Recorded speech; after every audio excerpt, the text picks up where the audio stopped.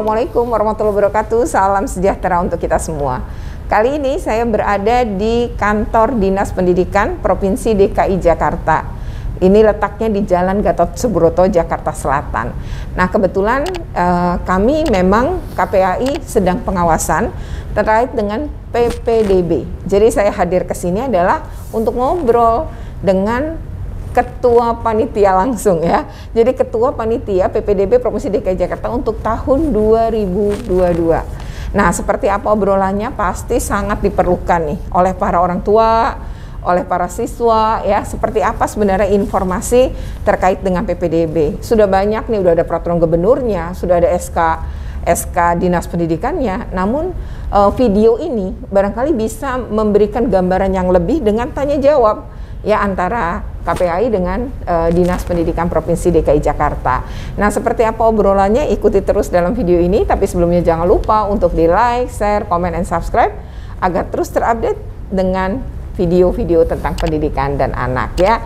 Nah, di samping saya nih sudah ada Bapak Purwo Susilo. Beliau adalah Wakil Kepala Dinas Pendidikan Provinsi DKI Jakarta. Nah, tapi kan tak kenal maka tak sayang ya Pak. Nah, berarti ini harus mengenalkan diri, nama, jabatan, terus udah berapa lama nih menjabat di sini, dan satu lagi sebelumnya di mana. Terus satu lagi nih Pak, kan berarti jadi ketua panitia. Nah, perlu diperjelas. Monggo Pak, silakan. Baik, terima kasih Bu Retno. Assalamualaikum warahmatullahi wabarakatuh. Waalaikumsalam. Salam sejahtera untuk kita semua. Perkenalkan, nama saya Purwo Susilo, diberikan amanah sebagai Wakil Kepala Dinas Pendidikan Provinsi DKI Jakarta. Mulai kapan? Mulai tahun 2021 bulan Agustus. Oh ya, beberapa bulan berarti hampir setahun dong. Ya, masih lama nih setahun lah ya, 9 bulan gitu. Oke. Kemudian pada PPDB di DKI Jakarta tahun 2022 ini saya sebagai Ketua Panitia.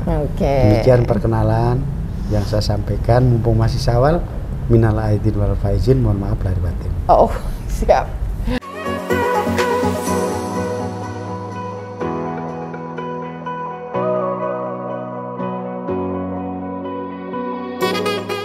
Makasih pertanyaannya, dan mudah-mudahan pertanyaan dan jawaban ini bisa membantu saudara kita di masyarakat lebih jelas. Namun izinkan saya menyampaikan ya Bu Retno ya, monggo, cara garis besar, secara inti lah gitu, bahwa PPDB di DKI Jakarta tahun 2022-2023 itu lebih variatif. Lebih variatif. Kemudian melakukan perbaikan, bukan dibanding perubahan. tahun sebelumnya. Ya, perbaikan bukan perubahan. Siap. Kalau perubahan ini kan bikin heboh masyarakat, ini enggak, ini perbaikan. Jadi masih sama seperti tahun kemarin, cuma ada beberapa hal yang kita perbaiki. Oh, secara prinsip masih sama, ya, tapi mendengarkan suara masyarakat sehingga ada perbaikan. Betul. Begitu. Kemudian yang paling pokok adalah mewujudkan kesetaraan pendidikan. Yang mana kita terus memfasilitasi peserta didik untuk mendapatkan pendidikan yang berkualitas. Gitu.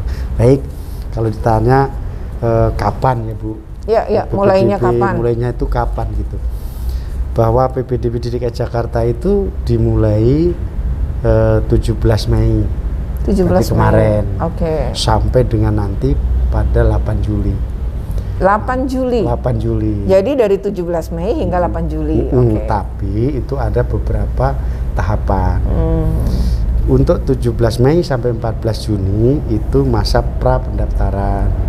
Pra-pendaftaran itu untuk siapa ya, Pak? Pra-pendaftaran itu diperuntukkan satu CPDB, KKDKI, tapi sekolahnya di luar DKI. Oh, jadi calon peserta didik barunya itu orang DKI, tapi dia sekolahnya di luar DKI. Dan juga DKI, KKDKI, tapi sekolahnya di luar negeri, kan gitu. Oh ya, mungkin kan ada ya. Iya, kemudian itu juga diperuntukkan bagi CPDB lulusan atau tamatan sebelumnya, sebelum tahun ini, yaitu maksimal 2 tahun gitu. Jadi tamatan tapi tahun dia 2021. Tamatan, tapi dia nggak sekolah ya, gitu. Betul, belum sekolah. Belum terdaftar di Dapodik. Jadi anak-anak kita yang lulus 2 tahun lalu atau setahun yang lalu berarti tahun 2020 ya Bu, atau 2021 belum sekolah boleh mendaftar, tapi harus melakukan pendaftaran. Oh, jadi belum sekolah ya, bukan yang udah sekolah terus tahun lalu, gitu, bukan. Okay, belum terdaftar di Dapodik, berarti belum sekolah ya. Iya, betul. Kemudian, belum sekolah dimanapun. Iya, betul. Kemudian tahap berikutnya yaitu waktu pengajuan akun. Pengajuan akun untuk SD dimulai 17 Mei kemarin. Pengajuan akun itu ngapain sih Pak sebenarnya? Kemudian untuk SMP seminggu kemudian. Oh, jadi pengajuan akun tuh SD dulu jenjangnya, terus SMP. Kemudian SMA SMK pada 30 Mei. Begitu, beda lagi. Jadinya tiap jenjang pendidikan berbeda dalam pengajuan akun. Ini tujuannya apa? Supaya tidak terjadi tahun kemarin bahwa kenapa trafficnya terlalu padat gitu. Jadi kita bagi-bagi. Namun proses pengajuan akun ini juga berlangsung selama PPDB itu berlangsung gitu. Jadi misalnya SD tadi Bapak bilang tanggal 17 dimulai. Iya, 17 Mei dimulai. Tapi dia tetap tidak ada batasnya atau hanya batasnya sepanjang PPDB itu berlangsung. Jadi ini soal dimulainya. Jadi SD dimulai ya berharap sih segera daftar sehingga seminggu selesai. Betul, gitu. Baru SMP gitu ya. Jadi ini menghindari traffic yang padat. Betul. Ya, dengan begitu kan layanan lebih baik. Iya, betul Bu. Setelah pengajuan akun barulah proses pendaftaran. Yang dimulai untuk ini online kan semuanya berarti, online Ibu ya. Jadi tanggal 13 sampai 17 Juni itu untuk jalur prestasi. Lebih dulu jalur prestasi berarti. Jalur prestasi itu bareng dengan afirmasi prioritas 1. Bareng dengan PPDB bersama tahap 1. Iya, selanjutnya ada jalur pindah tugas orang tua, ada jalur zonasi dan seterusnya sampai nanti tahap pertama selesai, kemudian dilanjut kalau ada masih kursi kosong. Iya, ada sisa data tabung, dibuka kedua. Tahap 2. Diharapkan tahap 2 itu selesai pada tanggal 8 Juli. Jadi kalau ditanya kapan waktu PPDB yang dimulai dari 17 Mei sampai hingga 8 Juli tadi ya. Hanya saja tadi panjang, tahapan-tahapannya beragam. Betul, mulai dari prapendaftaran, lalu ada pendaftaran akun tadi ya. Iya, betul. Lalu ada mulai mendaftar. Betul. Nah, lalu pengumuman nanti masuk tahap 1-nya masih punya sisa kursi baru ke tahap 2. Betul, ya. Jadi hingga 8 Juli itu ya. Nah, ketika Ibu bicara tahapannya kayak apa sih? Kan gitu ya, Bu. Tadi ada CPDB tertentu saya sampaikan, yaitu yang kakak DKI, sekolah luar DKI atau sekolah luar negeri atau tamatan 2 tahun sebelumnya gitu kan ya, yang belum terdaftar di Dapodik. Maka setelah pendaftaran dan pengajuan akun itu mulai pendaftaran. Disitulah mulainya bareng berarti. Gimana, hanya Bu? Jadi antara semua, misalnya gini, tadi kan prapendaftaran 17 ya Pak, terus mengajukan akun, misalnya dia daftarnya di SMP, kan berarti berbarengan dengan yang lainnya kan hanya dia memulai dengan prapendaftaran aja gitu. Kan harapannya itu sudah mengajukan akun di awal, sehingga pada tanggal 13 Juni itu tinggal memilih sekolah. Setelah memilih sekolah memantau hasil, ya, kemudian ada pengumuman, kemudian ada daftar ulang. Seperti itu Bu. Kalau ditanyakan tentang tahapan-tahapan. Sebenarnya sih masih sama seperti tahun. Sama Bu, sama lalu, ya. Sama seperti tahun yang lalu. Itu terkait waktu ya. Jadi sebenarnya nggak ada beda seperti tahun lalu. Hanya ini Pemprov DKI Jakarta yang melalui Dinas Pendidikan nampaknya mendengarkan usulan-usulan masyarakat. Sehingga terjadilah perubahan, misalnya untuk tadi melayani lebih baik dengan tidak adanya penumpukan pendaftaran, maka dilakukanlah jeda-jeda tadi ya, seminggu SD, minggu depannya SMP, minggu depannya SMA dan SMK, itu dalam upaya melayani yang jauh tentu lebih baik.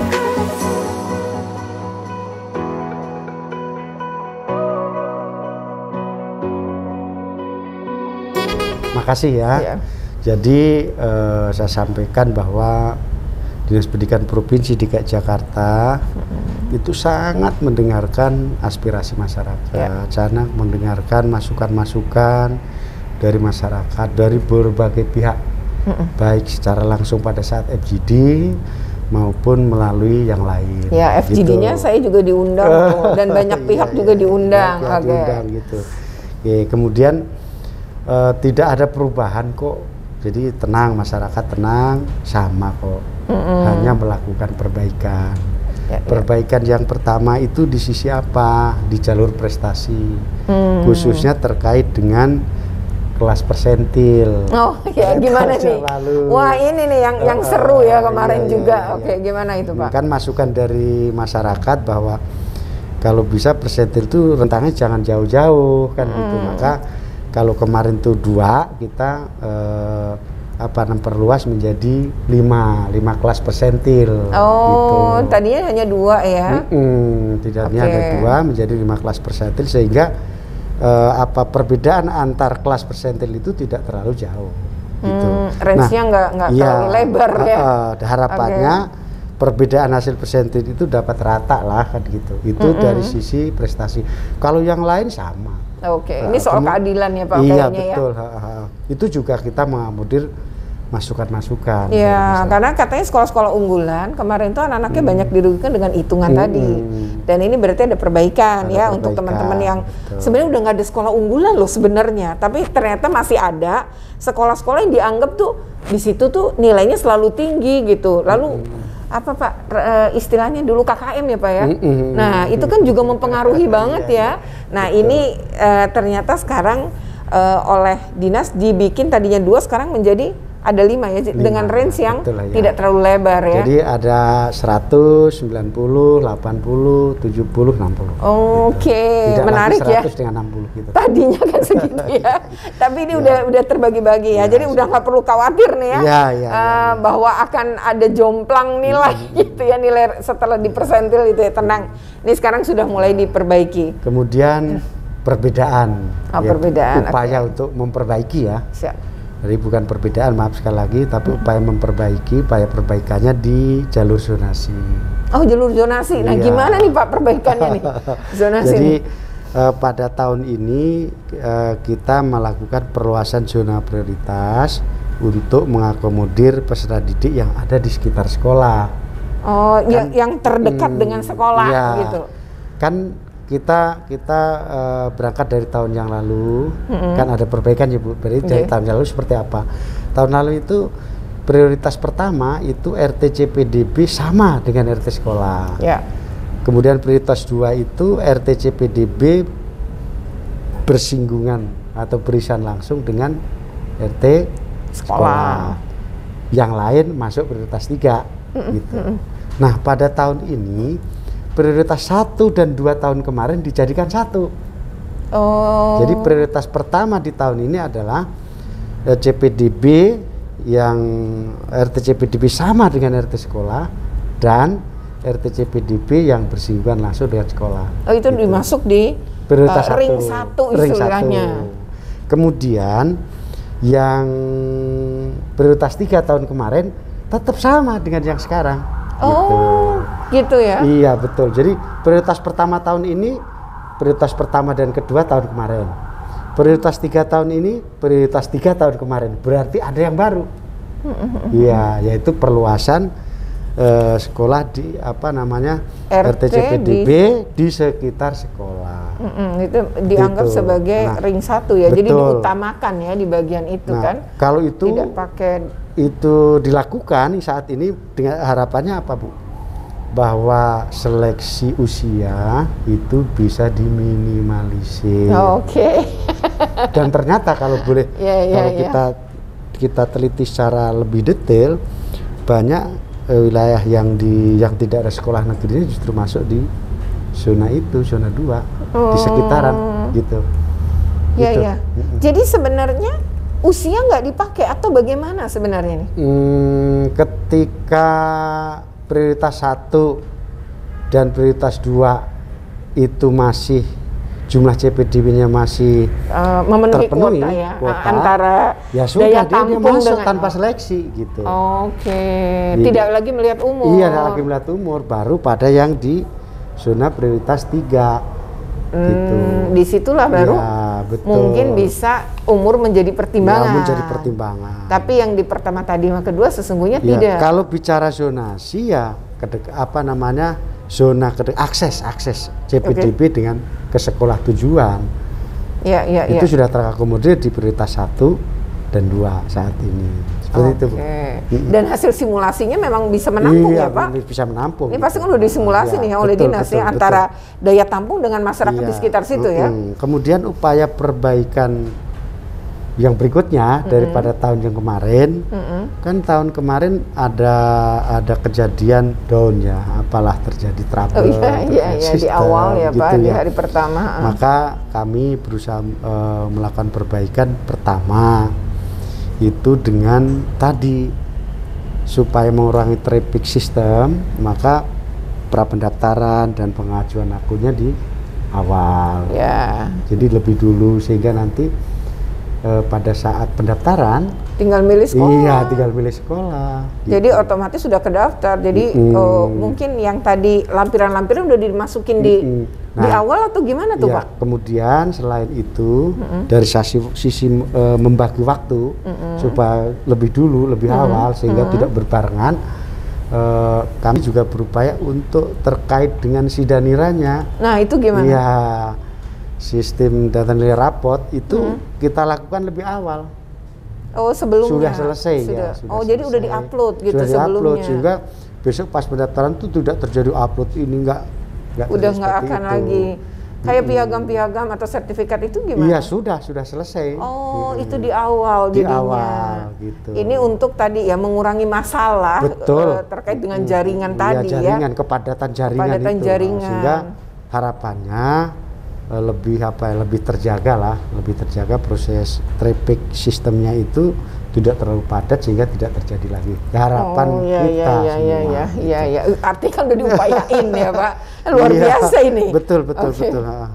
Seperti itu Bu. Kalau ditanyakan tentang perubahan ya nggak ada perubahan. Kalau perbedaan ya untuk perbaikan. Ya, jadi perbedaannya itu lebih kepada Pemprov DKI Jakarta melalui Dinas Pendidikan ini lebih mendengar suara-suara masyarakat. Maka tadi ada perubahan. Misalnya ketika down di tahun lalu, sekarang diperbaiki nih. Gimana caranya itu bertahap-tahap tadi ya, dibagi antara tiap jenjang agar tidak numpuk gitu ya. Kemudian yang kedua tadi perbaikan zonanya ya Pak, zonasi, ketentuan zonasinya agar mengakomodir tadi ya. Jadi ini juga udah disimulasi dan kemungkinan cukup ya Pak tadi ya ketika kita bicara Aida yang di zona pertama tadi ya udah nggak ada umur di situ sebenarnya gitu ya. Jadi masyarakat nggak perlu khawatir. Karena itu poin yang jadi pertanyaan kan ya Pak, banyak pertanyaan banyak pihak gitu ya. Dan tadi perbaikan yang juga dilakukan adalah uploadan tadi ya, mengupload semua sidaniras, piagam-piagam sertifikat jika ada. Input nilai rapotnya, kemudian upload sertifikat kejuaraan. Itu semua dilakukan di awal. Sehingga tinggal memilih sekolah aja ya pada saat masuk pendaftarannya. Karena kan waktu itu diberikan waktu 1 bulan ya Bu untuk proses input dan upload sekolah ya Pak itu tugasnya sekolah ya. Kemudian juga dikasih waktu juga selama 1 bulan itu masa sanggah. Jadi ada masa sanggahnya. Iya, kita siapkan ketika setelah diinput kemudian dilihat hasilnya, inputannya, orang tua siswa CPDB dan CPDB-nya itu lihat. Ini kalau ada yang nggak sama langsung disampaikan gitu. Ini ada nggak salah masukin gitu salah ya. Masukin. Harusnya nilainya 8 jadi 7 gitu. Betul, itu udah ada masa sanggah ya. Sudah ada. Gitu, berarti udah nggak bisa komplain nih karena masa sanggah udah diberikan dan cukup ya tadi sebulan ya. Ya waktu itu diberikan sekitar 1 bulan ya.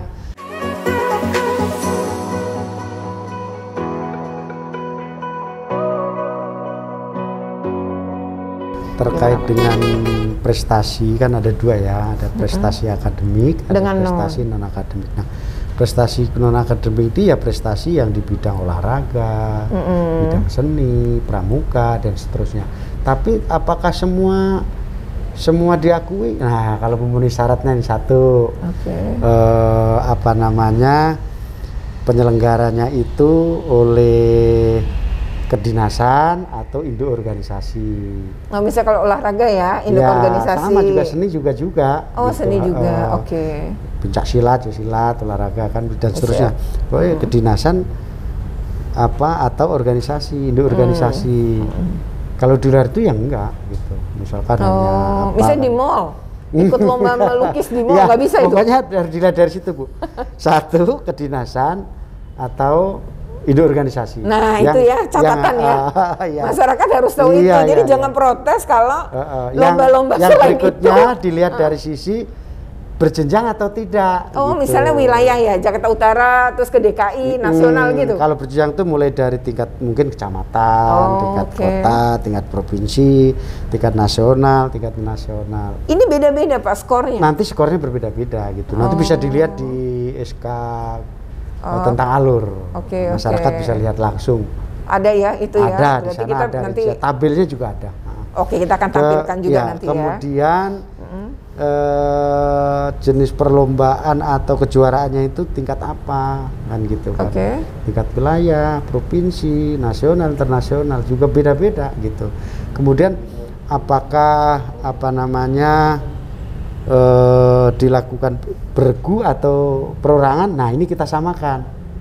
Oh, gitu. Iya. Bergu atau perorangan tuh nilainya sama. Iya, betul. Oke, jadi misalnya voli gitu ya kan satu regu gitu. Dia juara sama gitu. Kenapa? Kalau mungkin kita berpikir, bergu enak dong, banyak rame-rame. Iya, rame-rame gitu. Tapi enggak. Ketika perlombaan bergu itu dibutuhkan karakter yang sangat banyak. Ya, kerjasama. Tim, iya kan, toleran, iya kan, disiplin, tanggung jawab gitu. Maka dilakukan seperti itu. Jadi gini ya Bu, tentang prestasi itu masuk apa akademik atau non akademik. Non akademiknya ini bidang apa? Kemudian penyelenggaranya itu kedinasan atau induk organisasi. Tingkatannya apa, wilayah, provinsi, nasional, internasional gitu ya Bu. Kemudian juara berapa nih gitu. Yang dimasukin juara berapa? Juara 1, 2, 3. Juara 3. Oh, kalau harapan tidak? Kan ada itu. Ya? Oh, enggak. Nanti dilihat di tabelnya ada masing-masing. Kemudian kita juga mengakomodir anak-anak kita yang terlibat dalam organisasi di sekolah. Oh, maksudnya OSIS misalnya atau ekskul-ekskul. Betul. Yang diakomodir yang seperti apa? Kan itu masuk yang non akademis ya Bu. Itu dia sebagai pengurus di OSIS atau MPK. Oh, posisinya di mana itu mempengaruhi? Ada poin-poin, ada skor-skornya. Kemudian juga dia masuk ke dalam pengurus ekstrakurikuler apa? Gitu. Kalau double dia OSIS juga ekskul bisa jadi? Ya kita pilih lah. Oke, berarti ini juga ada demikian rinci berarti dihitung. Jadi kalau dia pengurus, posisinya, pengurus OSIS, kemudian dia pengurus dia punya prestasi non akademik, juaranya Bu. Dia pengurus OSIS, dia juga pengurus ekskul gitu ya. Ya berarti anak itu menunjukkan aktif banget gitu ya. Iya, tapi Bu, ketika kita mau menghitung nilai akhir dari prestasi akademik non akademik itu, untuk yang akademik ya non akademik diperhitungkan, cuman dengan bobot yang berbeda dan sebaliknya. Kenapa? Karena anak-anak kita itu nggak bisa hidup dengan akademik saja. Atau non akademik, jadi sudah holistik lah. Iya. Oh, jadi kalaupun dia punya prestasi di luar akademiknya tetap dihitung? Enggak, di dalam perhitungan indikator-indikatornya dihitung. Oh, hanya prosentasenya kali ya.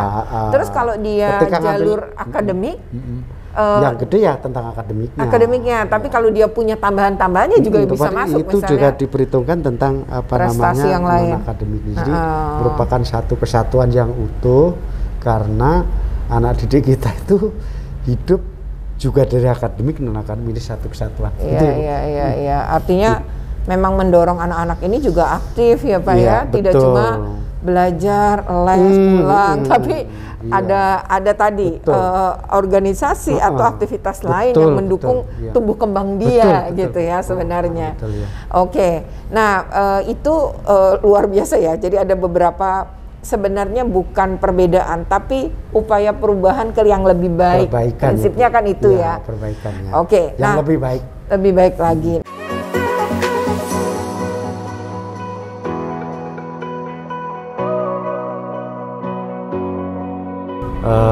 PPDB tahun 2022 ini sudah kita sosialisasikan ke segala macam lapisan, tidak hanya sebatas di sekolah saja, juga sampai ke wilayahan.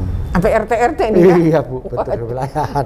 Kewilayahan itu siapa ya? Camat, lurah, forum RT, forum RW, ibu-ibu PKK. Iya, karena zonasi kan memang lingkupnya mereka ya di zona itu. Jadi untuk di lingkungan pendidikan ya, di satuan pendidikan ya, semuanya lah sampai ke kewilayahan. Nah, yang tujuannya apa? Kan gitu, agar PPDB ini dapat informasi ini bisa sampai ke masyarakat. Gitu. Harapannya masyarakat paham bagaimana cara melakukan PPDB itu seperti apa dan seterusnya. Tapi kalau ada masyarakat yang tidak paham atau pengen mencari penjelasan yang lebih rinci, kami sudah siapkan. Namanya ada call center. Ada call center. Posko. Posko. Gitu ya. Ini ada nomor-nomornya semua nih. Ada nomor-nomornya. Nomornya ini juga ada WA barangkali kalau ada masyarakat. Bu, kita baik online maupun yang offline.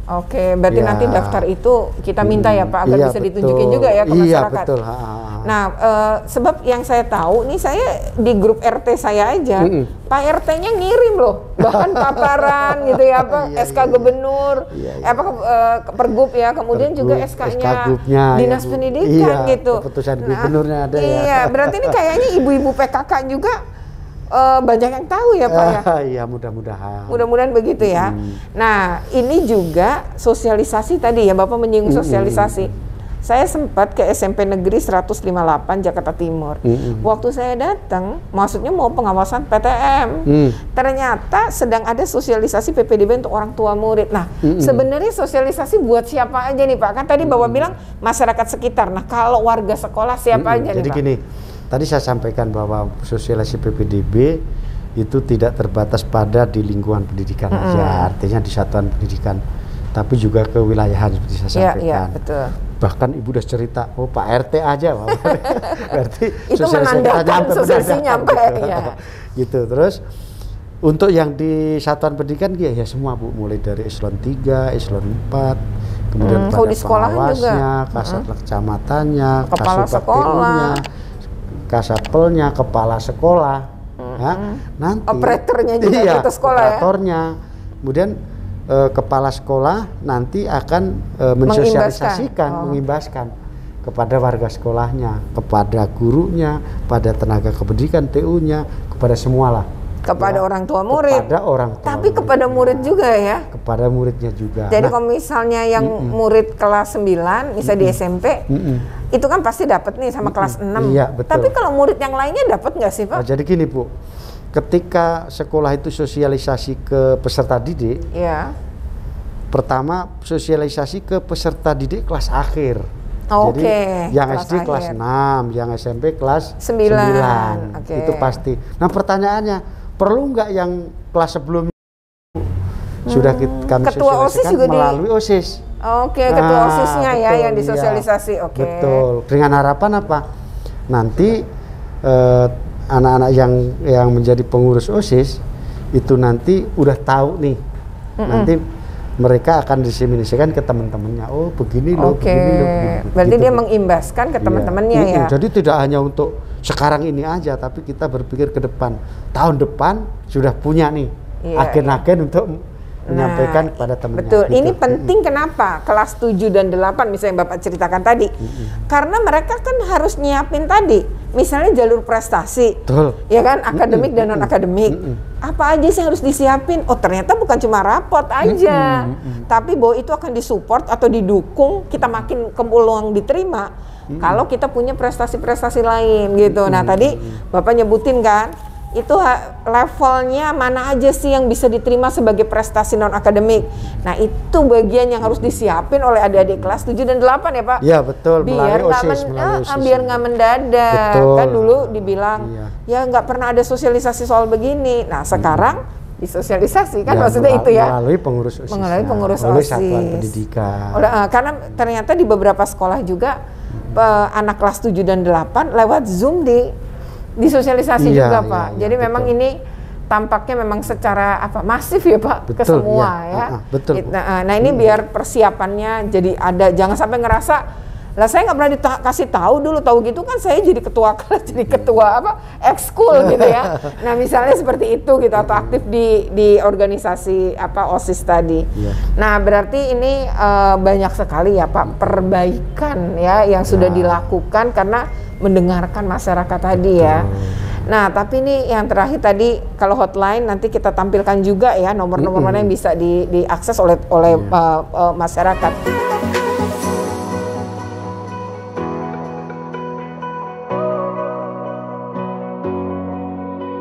Pada semuanya, sahabat semua, Bapak Ibu semuanya lah, masyarakat yang akan mengikuti PPDB, putra-putrinya atau siapapun lah, segala macam komponen, saya mohon dukungannya.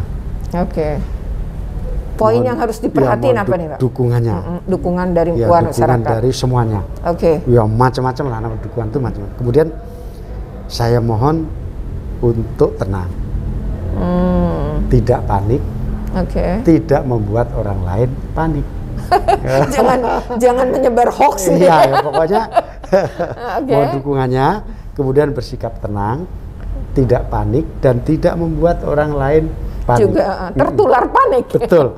Kalau ada di antara masyarakat yang tidak punya sarana untuk online,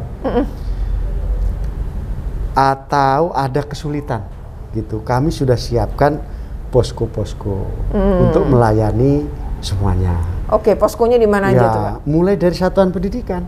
Berarti di tiap sekolah ada? Di satuan pendidikan bisa, tidak sebatas sekolah yang mau dituju. Ada kesulitan apa, datang. Tidak bisa online karena paket data nggak punya, bisa dibantu. Di rumah lagi proses pendaftaran, kemudian ada kesulitan, bisa nanya. Datang aja ke sekolah terdekat, gitu kan? Bisa. Cuman hati-hati, sekarang masih kondisi pandemi, harus jaga protokol kesehatan. Benar. Gitu ya Bu. Kemudian teman-teman semua, sahabat semua, Bapak Ibu semua juga di Sudin ada yang namanya posko. Posko Sudin. Kemudian di Dinas Pendidikan juga ada. Di lantai berapa Pak? Iya, kita di lantai 2, di lantai 5 ada. Berarti tahun lalu kan juga ya? Iya, sama. Ini akan tetap dibuka ya. Iya, begitu ya Bu. Jadi masyarakat saya minta tenang, jangan panik, jangan nularin, jangan bikin orang panik. Kalau ada kesulitan, sampaikan. Kami siap membantu melalui layanan-layanan, baik di posko di satuan pendidikan, di posko di Sudin maupun di Dinas Pendidikan. Sampaikan dengan cara yang baik untuk mencari solusi yang terbaik. Nah itu.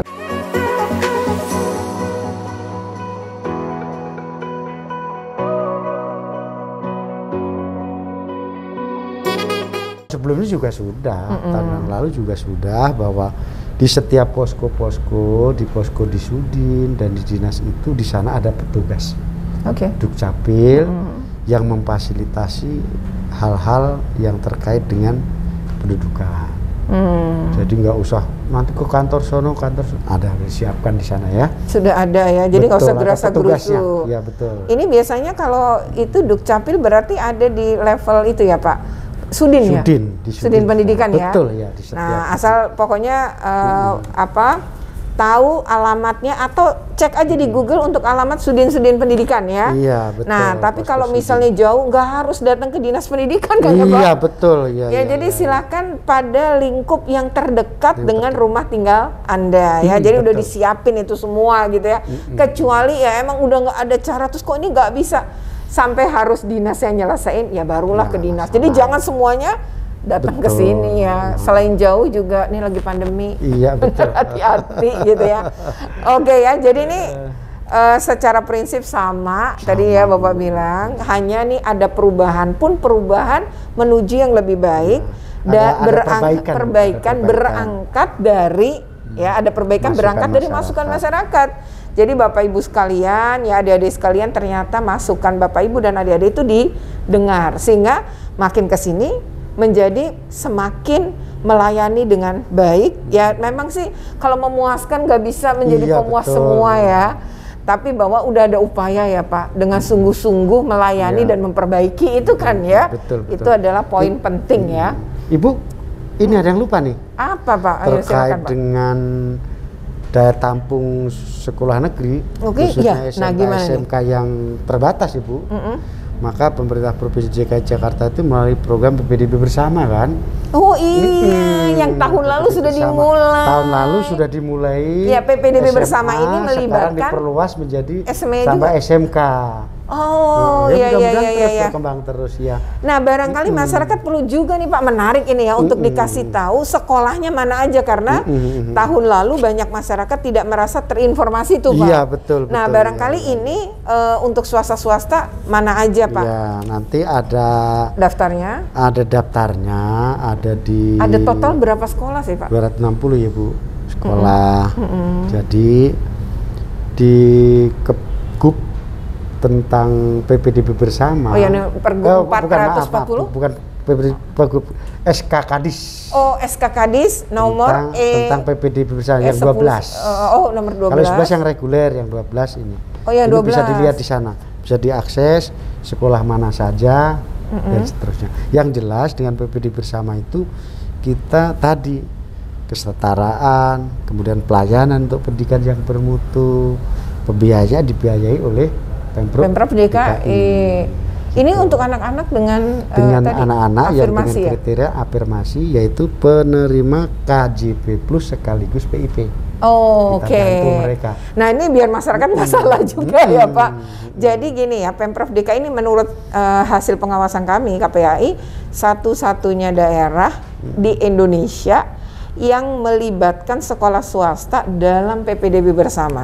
Dan PPDB bersama ini di sekolah-sekolah swasta ini memang anak-anak yang masuk jalur afirmasi tadi, kelompok itulah ya Pak. Tadi yang penerima apa Pak? KJP Plus, ditambah KIP ya. Nah itu memang menjadi prioritas. Nah di sini mereka juga dibiayai oleh Pemprov DKI, jadi nggak perlu bayaran juga gitu. Nah ini bentuk Pemprov DKI memang peduli ya memenuhi hak atas pendidikan anak-anak, tapi lebih dari itu juga ngelindungi sekolah-sekolah swasta. Tidak serta-merta kan bisa nambah sekolah negeri juga. Betul, Ibu, betul. Nah jadi dengan memberdayakan sekolah-sekolah swasta yang setara dengan sekolah negeri, maka Pemprov DKI berupaya untuk memenuhi hak atas pendidikan ya, terutama anak-anak yang kurang beruntung ya Pak secara ini, tapi kita yang itu ya. Dan bisa menikmati pendidikan dengan kualitas yang sama dengan negeri gitu ya. Nah betul. Itu poin yang luar biasa, saya rasa menjadi sebuah catatan bahwa Pemprov DKI ya emang sih duitnya mungkin kata daerah lain lebih banyak, tapi kan betul-betul digunakan untuk memenuhi hak atas pendidikan ya. Ini kan satu yang luar biasa dan harus kita apresiasi ya. Demikian hasil wawancara kita dengan Bapak Wakil Kepala Dinas Pendidikan DKI Jakarta sekaligus Ketua Panitia PPDB DKI Jakarta tahun 2022. Dan tadi sangat menarik ya, dan poin yang terakhir tadi, PPDB bersama cuma ada di DKI Jakarta.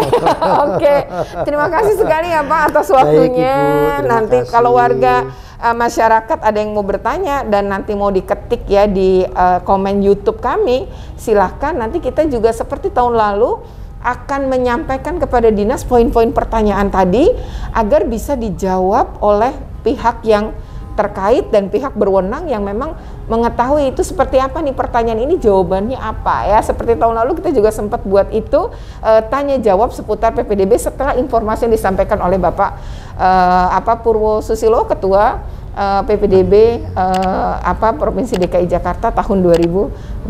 Matur nuwun sangat nih Pak waktunya. Wassalamualaikum warahmatullahi wabarakatuh. Terima kasih.